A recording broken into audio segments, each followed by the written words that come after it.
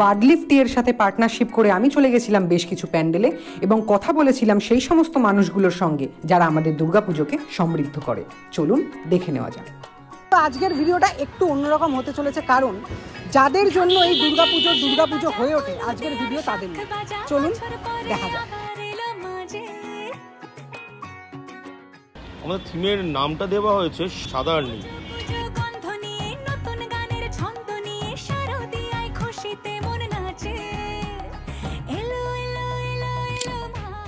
হাঁটতে হাঁটতে চলে এসেছি সত্যজিৎ রায়ের জলসাঘরে।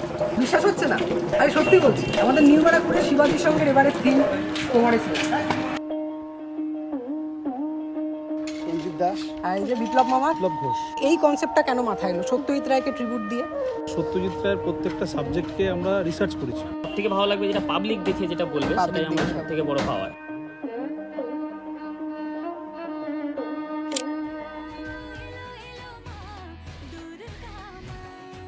রবীন্দ্রনাথের মুক্তধারা, সেখান থেকে ইন্সপায়ার হয়ে এটা ব্যাপারটা করা হয়েছে।